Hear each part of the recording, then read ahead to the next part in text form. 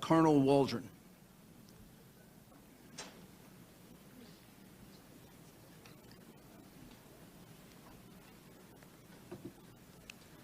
And if you don't mind, if I can interrupt and ask him a few questions, I can probably get it directed. It's good for me to do that because I don't understand it, so. I'm only kidding. Colonel, please introduce yourself. Good afternoon, Senator, Colonel, and gentlemen, ladies. My name is Phil Waldron. I'm a retired Army Colonel, 30 years. Spent the first half of my career just like Colonel Mastriano here as a cavalry officer conducting armed reconnaissance, counter-reconnaissance.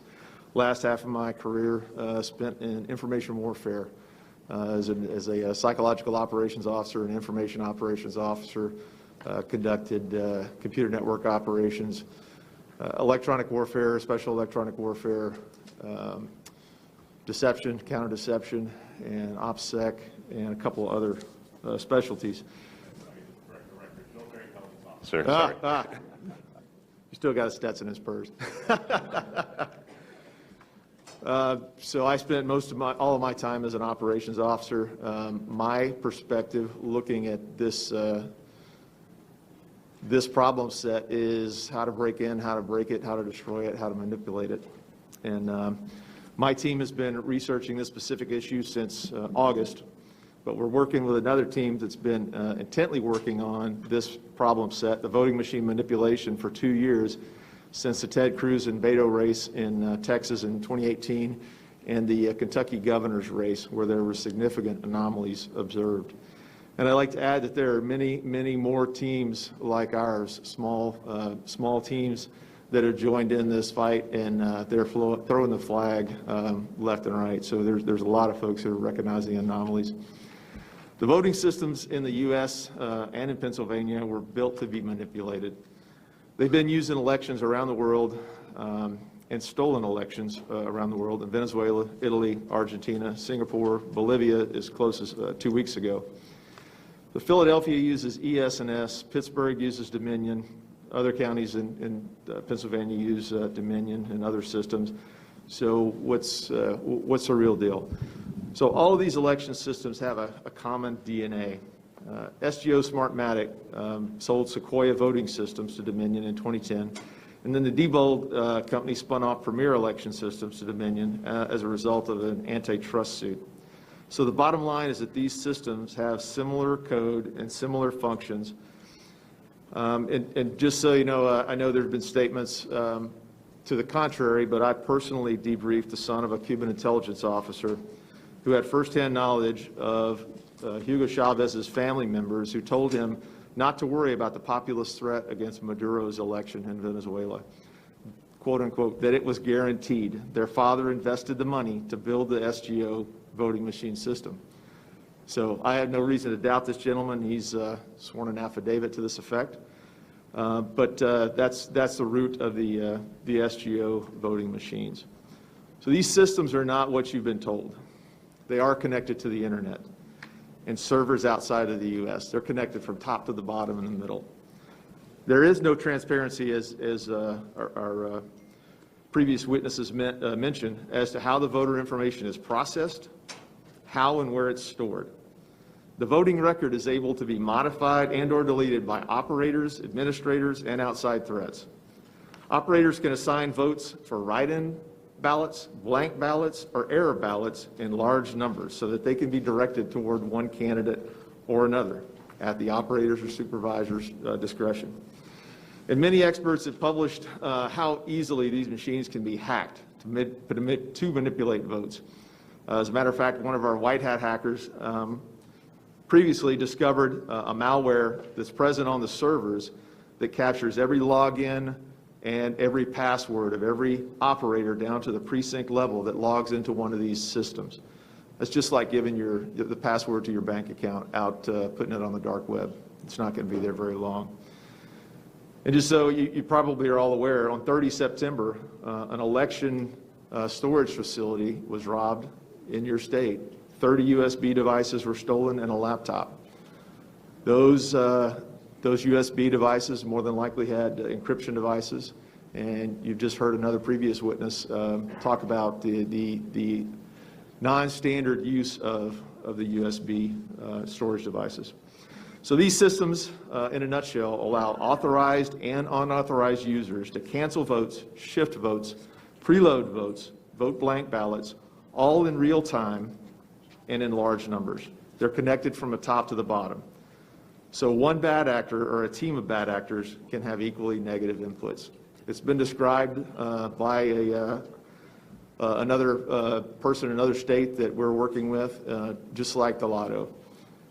Whoever organizes the lotto is always going to win. It's controlling the numbers and it's controlling the margins. Our experts and other academics believe that up to 1.2 million Pennsylvania votes could have been altered or fraudulent. This is what we discovered in the last 22 days. Really, only a detailed forensic analysis of the actual machines and software will truly show how many Pennsylvania citizens have had their civil rights violated. So to use these type of machines with little or no audit trails, little or no transparency of how the votes are processed, where they go, where they're stored, will never leave the public satisfied that we truly have a representative democracy. I'd like to correct something the mayor said. I am not a statistician. I'm a combat officer and didn't do well in math. But I can understand the numbers that he put out earlier. Want to share with you one chart. I believe it's in your package.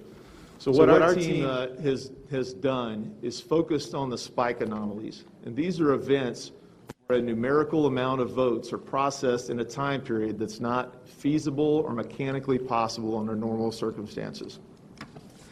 I believe that Greg Stenstrom mentioned earlier the processing of these ballots through machines. There's a manufacturer specified rate of speed that a number of ballots can be imaged and processed. These spike anomalies in this chart really show where for us to look forensically to actually determine what happened with these votes. Our team has looked at these systems, and there are a dozen ways to interdict the voting process in these issues, whether it's mail-in ballot manipulations. They can scan and allocate votes, blank votes, where there was 70,000 votes left in the back room. There's just lots of ways to interdict these systems. So with that, I'll answer any potential questions. Thank you. Next panel, please. Could I just Yes, sir. ask him to clarify one or two things? When we look at this Pennsylvania fixing the vote chart that they all have, could you explain at the very beginning what that line means, Biden injection? So at the very beginning of the chart, where there's a circle, it says on election day. What that indicates is there is a spike in loaded votes, 337,000 plus or minus of some votes that were added in there in one big batch.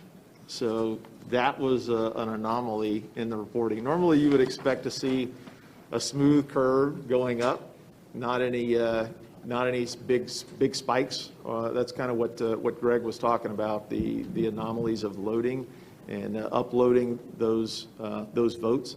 So that big spike that occurs there is a prime indicator of fraudulent voting. And that's 604,000 votes in 90 minutes, is that right?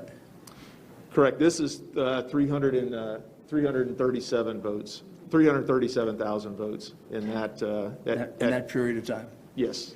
And when you look at this entire curve with all these spikes, can you calculate how much of a vote that accounted for Biden and how much for Trump? Close to 600,000. I think our figures were about 570 some odd thousand that all those spikes represent over time. For Biden? Correct. And how much for Trump? I think it was a little over 3,200. How about that? Now, just to go back to your original document, this one pager that they all have. mail-in ballots counted without being observed. Those are the ballots we were talking about that were not observed in Allegheny County and in Philadelphia. Correct. Is that right? 682,770. Now, this is the part that is a mystery. Mailed ballots sent out, 1,823,148. But when you go to the count of the final count of the vote, there are 2,589,242 mail-in ballots. What happened? How do you account for the 700,000 mail-in ballots that appeared from nowhere? So our cyber team uses white hat hacking techniques. They gather a lot of publicly available information, and that information was from the Secretary of State's website. That website has been updated as late as 11/16 this morning with provisional and mail-in ballots, so those numbers are still changing. They changed last night, so it's a continual target. This is 22 days after the election. That number, the 2.5 million number is no longer on the website. Just been taken off? It's not there anymore. Is there any explanation for why it's been taken off? There was no annotations. But has there been a change made in the 2,589,242 mail-in votes that have been counted in the total vote? I'd have to check the Secretary of State's website as of. And could you also after check and see, 11/16. is there any change in the 1,823,148 ballots that were sent out? The mailed-out ballots number seems to be holding steady.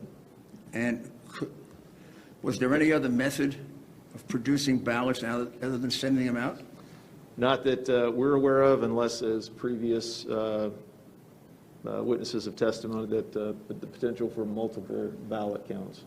So ballots could have And been have you ever counted gotten a twice. chance to examine any of these ballots? No, that would be part of the forensic process.